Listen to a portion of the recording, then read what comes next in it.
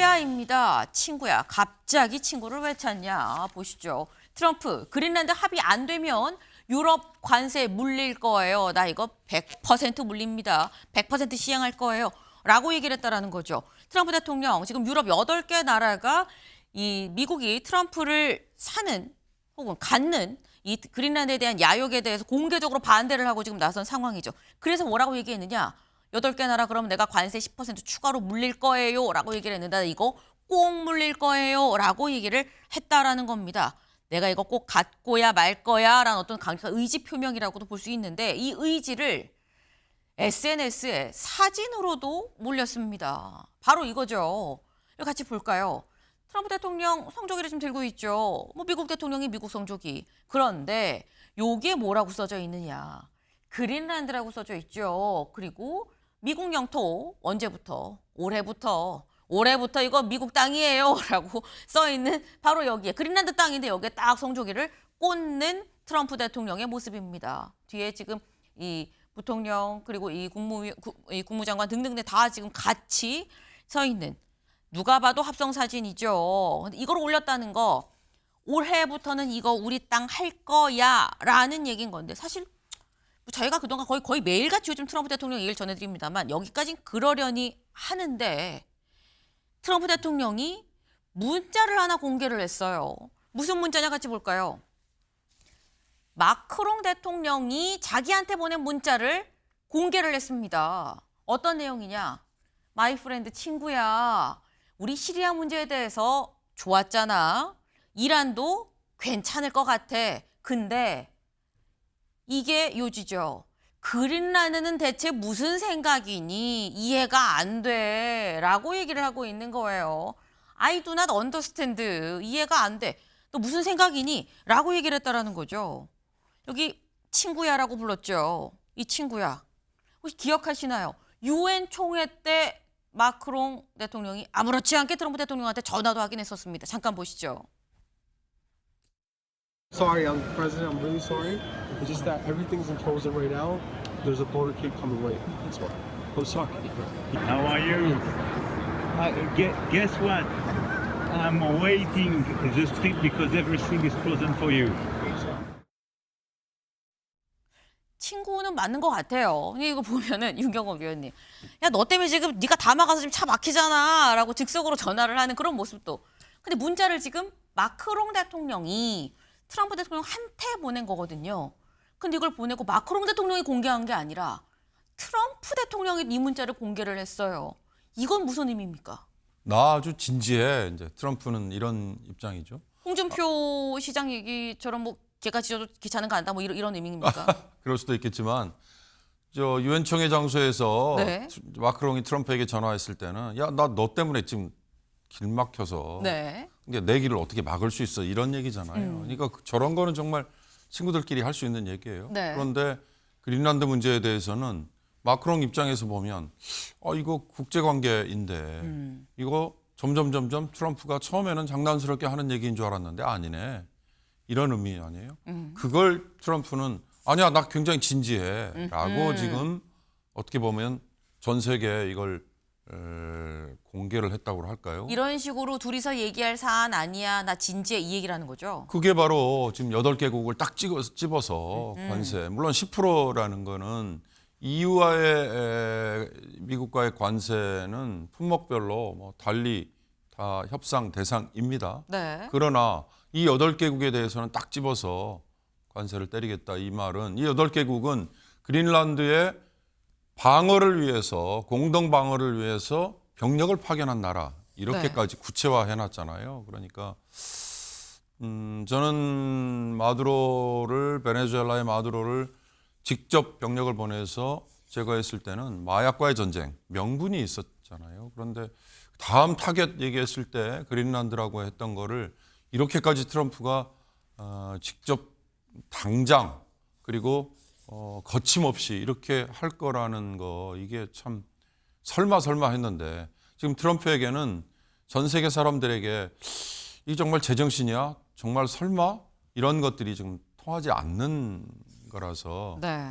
뭐 마크롱의 저런 그 문자 말고 아마 다른 나라의 정상들도 트럼프에게 직간접적으로 전원 얘기를 왜 안 했겠습니까? 그러나 지금 이런 것들이 통하지 않고 있다. 네. 저는 오늘 아침에 어느 컬럼 중에 눈에 번뜩 뜨이는 게 있더라고요.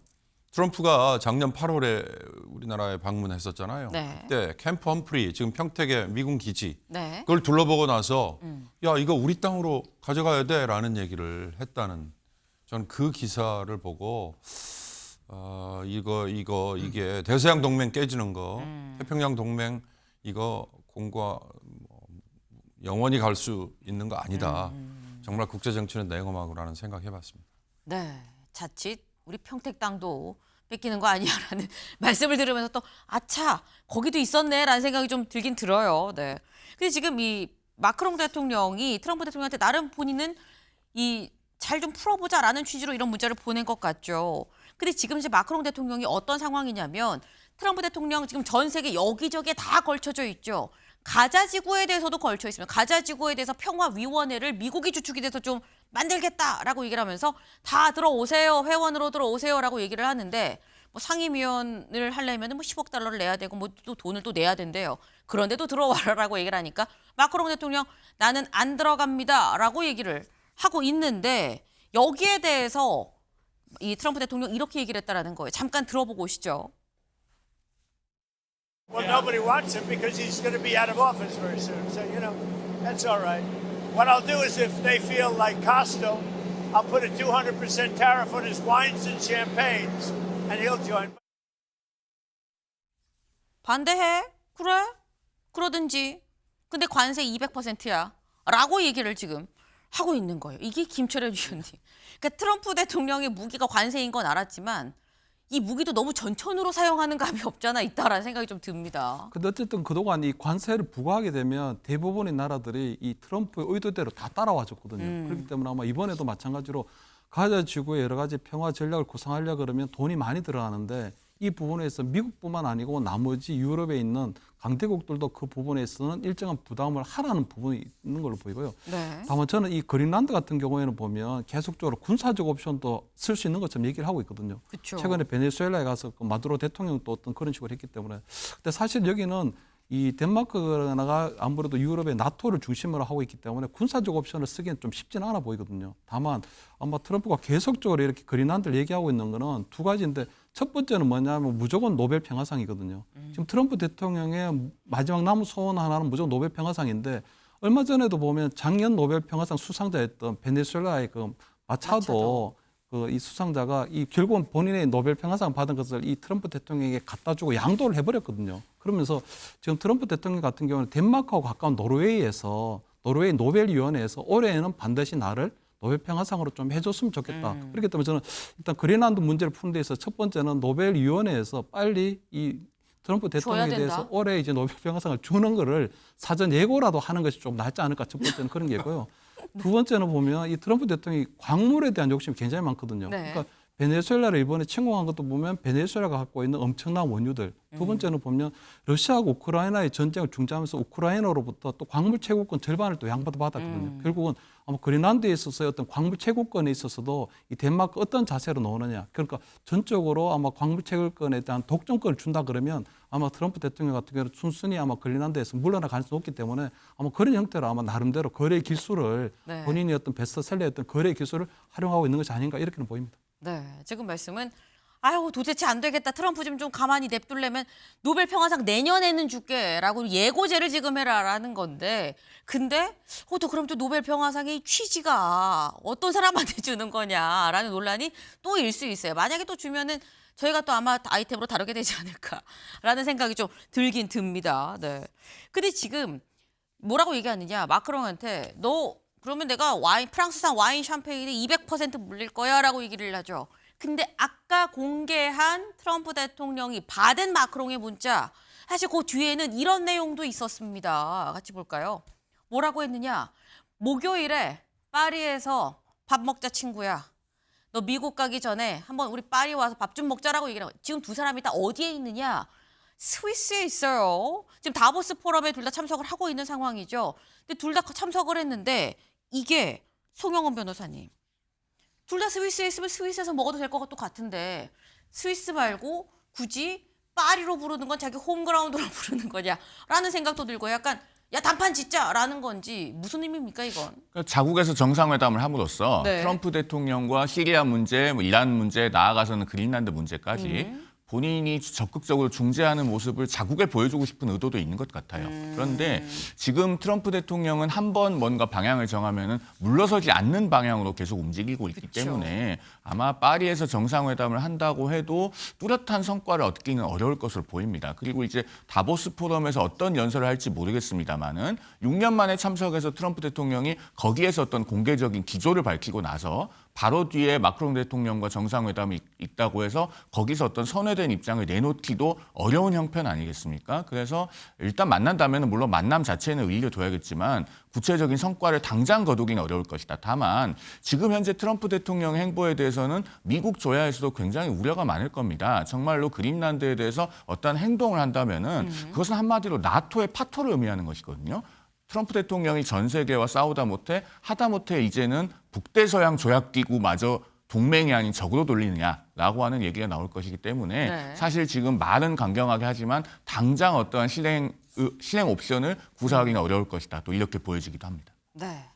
파리에 가서 정말 트럼프 대통령이 밥을 먹을지 안 먹을지 뭐 답을 했다라는 내용은 공개되지 않았어요. 갈지 안 갈지도 모르지만 설령 간다고 해도 마크롱 대통령이 생각하는 그런 답을 들을 순 없지 않겠느냐라는 말씀입니다. 지금 저희가 얘기하는 이게 지금 트럼프, 마크롱 얘기를 합니다만 당사자는 그린란드죠. 그린란드 현지 분위기 조선일보 기사 같이 볼까요? 아까 저 일면으로도 소개를 해드렸죠. 이거 트럼프의 이 미친 시입니다. 라고 이러면서 우리 땅을 뺏을 수는 없어요. 라고 얘기를 하고 있다라는 거예요. 이 그린란드는 또 덴마크령이죠. 덴마크 시민들은 뭐라고 얘기를 하느냐. 아니 그럼 트럼프도 우리가 알래스카 돈으로 산다 그러면 팔 거니? 라고 얘기를 하고 있다라는 거예요. 요즘에. 네. 근데 이게 지금 자꾸 이 그린란드, 덴마크 말고 유럽 대 미국의 대결로 가고 있는 그런 상황인 거죠. 그러다 보니까 지금의 이런 굉장히 혼란스러운 이런 상황이 뉴욕 증시에도 그대로 반영이 됐습니다. 조금 전 우리 시각으로 새벽 6시가 넘어서 지금 마감된 뉴욕 증시 어떻게 나왔느냐? 급락했습니다. 네. 지금 다우지수 1.76%, 나스닥은 2.39%가 뚝 떨어졌다라는 거예요. 그러니까 지금 이런 걸 보면 조윤선 변호사님, 이게 단순히 뭐 트럼프의 뭐 야욕 뭐 이런 뭐 미국과 유럽 이런 게 아니라 뉴욕 증시가 출렁인다는 건 전 세계 경제 이 시장이 다 흔들린다는 얘기 아닙니까? 그렇다고 할 수가 있겠죠. 트럼프가 매번 이런 여러 가지 그런 자국 내 문제라든가 여러 가지 문제를 해결하기 위해서 관세를 적극적으로 활용하고 있지 않겠습니까? 이번에도 그렇죠. 마찬가지인 것 같아요. 그린란드에 대한 야욕 노골적으로 드러내면서 그걸 해결하는 하나의 그런 방향으로 관세를 또다시 꺼내든 거 아니겠습니까? 그런 부분들이 아마 경제에는 큰 영향을 미칠 수밖에 없는 부분이기도 하고요. 그것은 또 마찬가지로 우리나라에도 큰 영향을 미칠 수도 있는 부분이기도 합니다.